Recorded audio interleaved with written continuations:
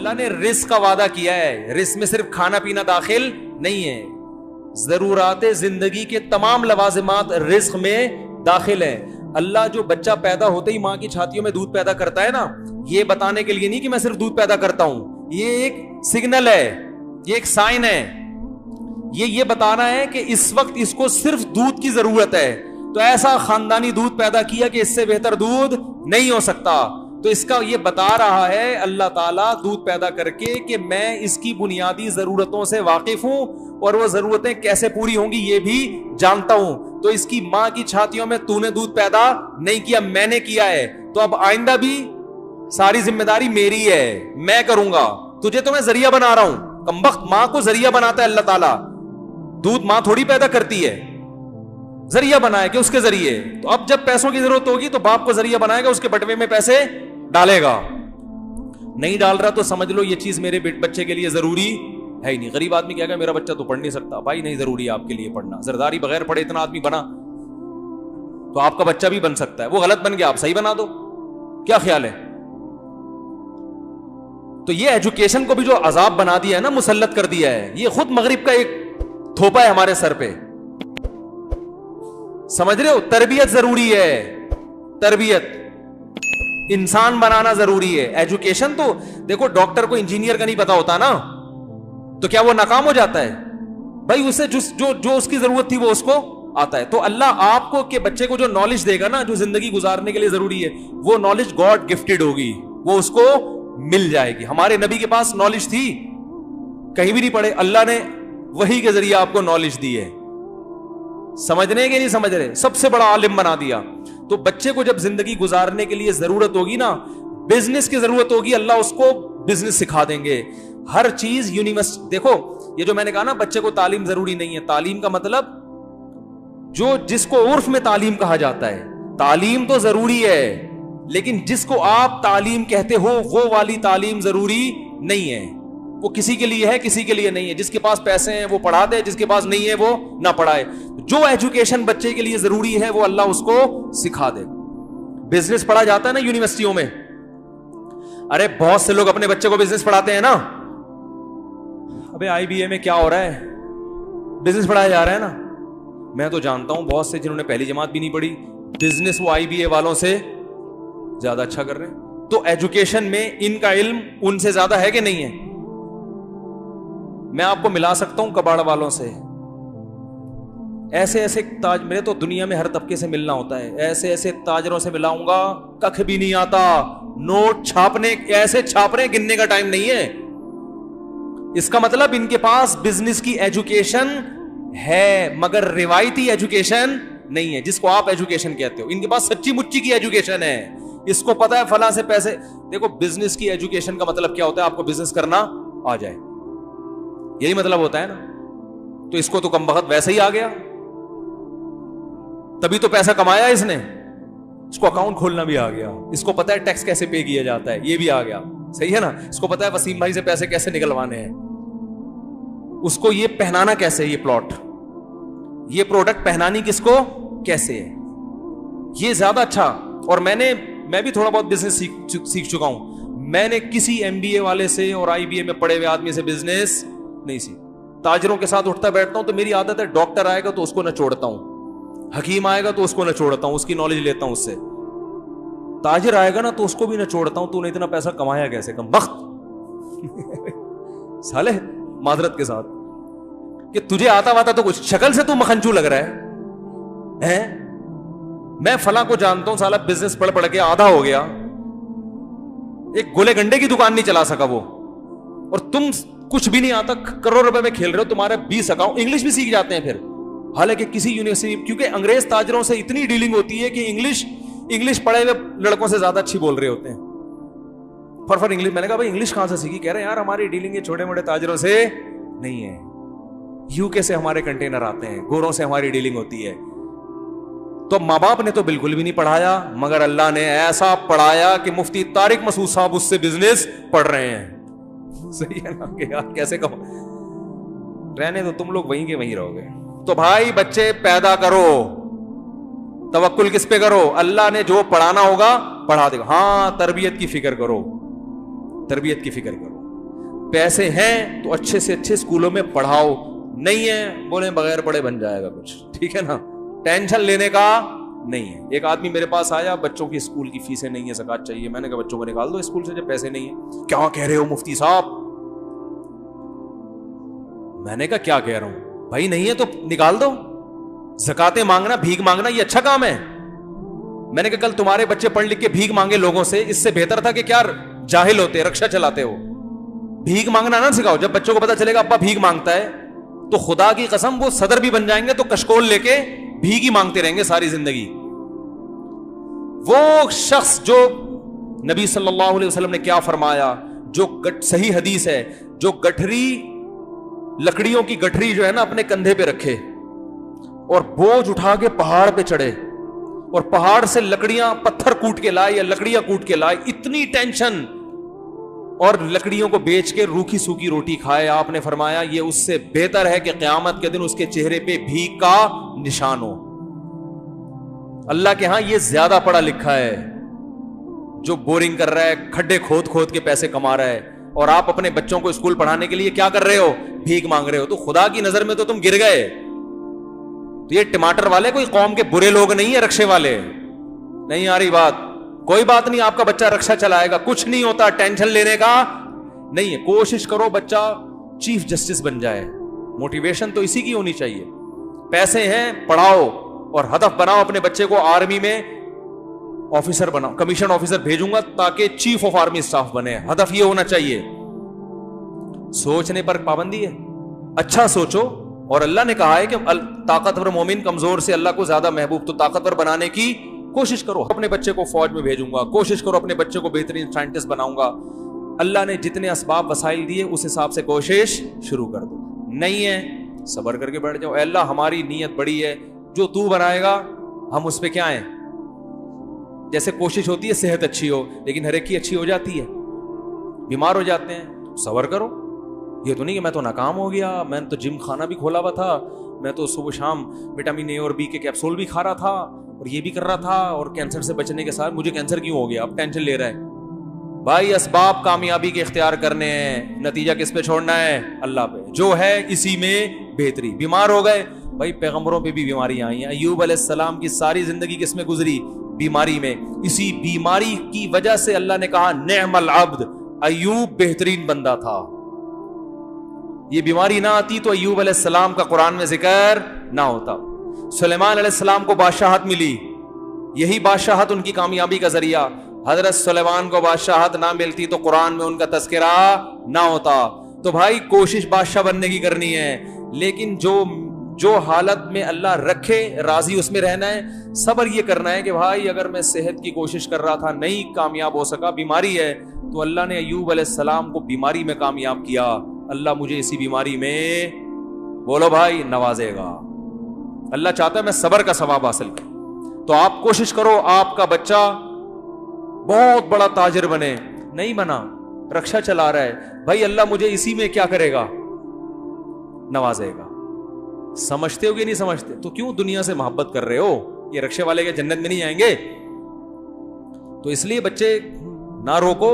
قرآن کہہ رہے لا تدرون ایہم اقرب لکم نفعا, تمہیں پتہ نہیں کون سا اس میں تمہارے لیے نجات کا ذریعہ بن جائے, کون سا تمہیں فائدہ پہنچائے.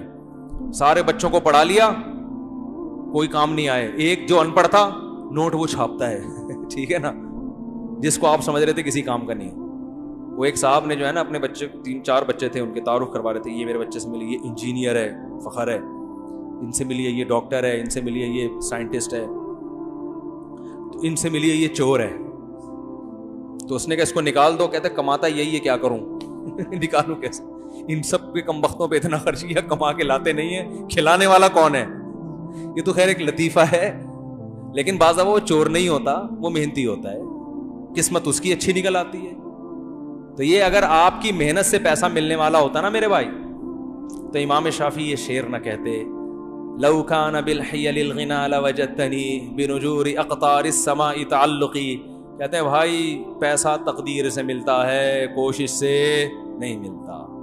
کہتے ہیں اگر محنتوں سے مل رہا ہوتا تو مجھے دیکھتے کہ میں آسمان کے ستاروں تک پہنچ گیا ہوتا. لیکن کہتے ہیں ہم نے عجیب حالت دیکھی ہے کہ خوش قسمتوں کو بیٹھے بیٹھے مل جاتا ہے, بد قسمت پیچھے بھاگتے رہتے ہیں پیسے کے, ساری زندگی پیسہ ان کو ستاتا ہے, ہاتھ میں کچھ بھی نہیں آتا. اس کے لیے بڑی پیاری مثال دی امام شافعی رحمہ اللہ تعالیٰ نے, فرمایا اذا سمعت بان مجدودا اتا عودا واذا سمعت بان مجدودا حوا عودا فاثمر في يديه فصدقي واذا سمعت بان محروما اتا ماء ليشربه فغاض فحققي. کہتے ہیں اگر تم کبھی سنو نا کہ ایک بدقسمت آدمی پانی پینے کے لیے کنویں کے پاس آیا, پانی لبالب بھرا ہوا ہے, بندہ کیا ہے, اللہ نے اس کی قسمت میں رکھا ہے کہ پانی اس کو نہیں ملے گا, وہ کنویں کے پاس بھی آ گیا, کنویں میں پانی بھی کیا ہے, بھرا ہوا ہے, لیکن اللہ نہیں چاہتے. تو تم نے سنا کہ پانی اس کو دیکھتے ہی نیچے چلا گیا, ٹھیک ہے نا, تو کبھی ایسی خبر سنو نا تو تصدیق کر دیا کرو, یہ کوئی اچھمبے کی بات نہیں ہے, ہوتا ہے ایسا, سارے وسائل ہوتے ہیں, پانی پھر بھی نہیں ملتا, پانی دیکھ کے غائب ہو جاتا ہے, بولتا ہے میں تو آیا ہوا تھا لیکن تیری قسمت میں ہوں نہیں, میں جا رہا ہوں, ٹاٹا ٹھینگا دکھاتا ہوا جاتا ہے پانی. تو کہہ رہے ہیں ایسی خبروں پہ یقین کر لیا کرو, یہ کوئی اچھمبے کی بات نہیں ہے, بدقسمتوں کے ساتھ ایسا ہوتا ہے. اور کہتے ہیں کبھی ایسا سنو نا کہ ایک آدمی نے کھیتی باڑی کی اور خوب ہل چلایا اور خوب سونا یوریا اینگو یوریا ڈالا اور یہ وہ اور فلانا ڈمکانا, اور اتنا کچھ کرنے کے بعد بھی فصل نہیں ہوگی, پیسے ڈوب گئے. لیکن ایک آدمی نے کیا کیا, ویسے ہی لکڑی ہاتھ میں پکڑی اور اس نے وہیں پھل دینا شروع کر دیا, کچھ بھی نہیں, نہ ہل چلائے نہ کھاد ڈالی. وَإِذَا سَمِعْتَ بِأَنَّ مَجْدُودًا حَوَا عُودًا فَأَثْمَرَ فِي, ہاتھ میں ہی پھل دینا شروع کر دیا. صدقی, بول دیا کرو ایسا بھی ہوتا ہے, کوئی اچھمبے کی بات نہیں. ایک مثال سے سمجھایا. بعض لوگوں کے پیچھے دولت بھاگتی ہے, وہ کہہ رہے ہیں پتہ نہیں کہاں سے آ رہا ہے, ادھر سے بھی آ گئے ادھر سے بھی آ گئے, آج وہ پلاٹ بھی بک گیا, آج وہ بھی کاروبار ہو گیا, وہ بھی ہو گیا, برس رہے ہوتے ہیں نوٹ, سمجھ میں نہیں آ رہا ہوتا یار یہ ہو کیا رہا ہے, ٹھیک ہے نا. جس بزنس میں ہاتھ ڈالیں, ہمارے ایک جاننے والے ہیں بینک میں, اسلامک بینک میں, تو ان کا ٹرانسفر بہت ہوتا رہتا ہے. تو میں نے کہا یار یہ کیا عجیب, کبھی ادھر ٹرانسفر کبھی ادھر, ہیں بہت بڑی پوسٹ پہ. کسی نے کہا یہ جس بینک جو نہیں چل رہا ہوتا نا, ان کو وہاں بھیج دیتے ہیں, وہ چلنا شروع. کیا ان کے ہاتھ میں برکت ہے, جو برانچ نہیں چل رہی ہوتی نا وہاں ان کا ٹرانسفر ہوتا ہے اور وہ پہیے لگائے بغیر دوڑنا شروع کر دیتی ہے. سمجھ رہے ہو کہ نہیں سمجھ رہے؟ تو ایسا بھی ہوتا ہے کہ آپ رزق آپ کو تلاش کر رہا ہوتا ہے, اور بعض دفعہ جو کام کرو نہیں ہو رہا. تو یہ کس کے ہاتھ میں میرے بھائی؟ اللہ کے. تو اس کا مطلب جس کے پاس رزق کے دروازے کھلے ہوئے, نہ وہ اترائے کہ اللہ مجھ سے خوش ہے, نہ نہ نہ نہ نہ, اس خوش فہمی مبتلا نہ ہو. اللہ آپ کو دے کے آزما رہا ہے.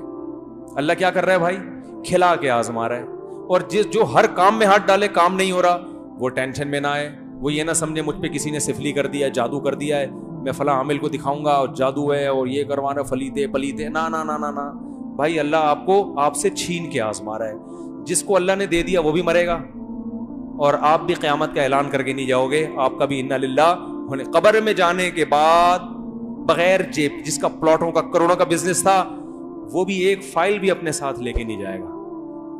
ارے جس کا جو اونر تھا, جو ریاض ملک ہے, وہ نہیں لے کے جائے گا, تو جس کے بحریہ ٹاؤن میں پلاٹ ہے وہ کہاں سے لے کے جائے گا؟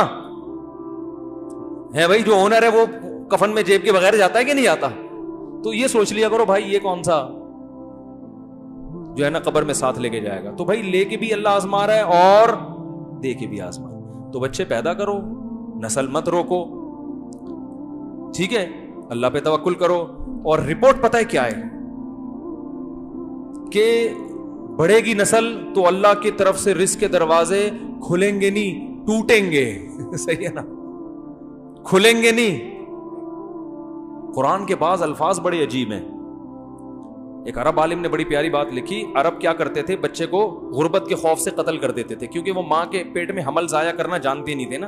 اتنی میڈیکل سائنس نے ترقی نہیں کی تھی کہ ماں کے پیٹ میں حمل, اب حمل ٹھہر گیا تو وہ پریشان ہوتے تھے کیا کریں. تو کہتے پیدا ہوتا ہی مارو اس کو نا, کیونکہ ہم خود نہیں کھانے کو مل رہا ہے, اس کو کہاں سے کھلائیں گے. تو قرآن نے کہا نہ نہ نہ, نحن نرزقکم وإیاہم, ہم تمہیں بھی رزق دیں گے اور اس کو بھی. تو علماء نے اس کے تحت لکھا ہے, اس سے پتہ چلتا ہے بچہ پیدا ہونے سے بچے کو روزی بعد میں ملتی ہے, والدین کو پہلے ملتی ہے. اللہ نے کہا ہم تمہیں بھی دیں گے اور بولو ان کو بھی دیں گے. تو اللہ پہ توکل کرنے والے ہونا چاہیے بھائی مسلمان کو. تو یہ نہ جاؤ. اور پھر دل بڑا ہوتا ہے یار انسان کا جب وہ اللہ کی طرف سے روزی آتا ہوا دیکھتا ہے, اور توکل بڑھتا ہے. اور یہ جو کہتے ہیں نا میرے اتنے بچے پھر بھی غریب, یا تو یہ کمبخت اپنی حرکتوں کی وجہ سے غریب ہے. فوکس بچے پیدا کرنے پر کیا اس نے, کمانے کو فوکس بولو بھائی کیا ہی نہیں. وہ تو ہو کمانا بھی تو ہے نا, کوشش بھی تو کرنی ہے, یہ ذمہ داری تو پوری کرو.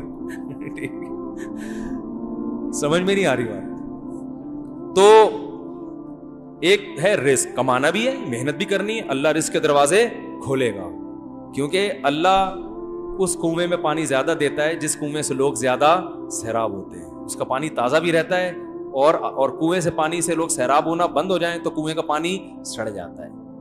ٹھیک ہے. دوسری بات تربیت کی. لوگ کہتے ہیں تربیت نہیں ہوگی, تو بچوں کو بگڑنے مت دو, خود ہی تربیت ہو جائے گی. بگاڑنے کی کوشش نہ کرو. ہر بچہ نیک پیدا ہوتا ہے, حدیث میں آتا ہے. جب نیک ہے تو وہ تو نیک ہی بنے گا نا. ماں باپ بگاڑ رہے ہیں تو بگاڑو مت ان کو, ماحول برا مت دو.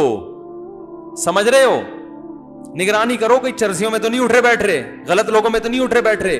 ایسی جگہ مت رہو جہاں چرسی ہیروئنچی رہتے ہوں. شرابیوں میں رہو گے پھر تو ایک بچہ ہوگا وہ بھی بگڑے گا. اچھے لوگوں میں رہو گے تو 10 بھی ہوں گے انشاءاللہ اچھے بنیں گے. تو یہ ہے تربیت کا مطلب. اور بچے زیادہ ہونے سے تربیت آسان اس لیے ہوتی ہے کہ وہ خود ایک دوسرے کی تربیت کر رہے ہوتے ہیں. بہن بھائی جتنا ایک دوسرے پہ نگرانی کرتے ہیں ماں باپ نہیں کر سکتے. میرے اوپر بہن بھائی نہ ہوتے نا تو میں مولوی طارق مسعود نہیں بنتا, میں آج یہاں بیٹھ کے بیان نہیں کر رہا ہوتا.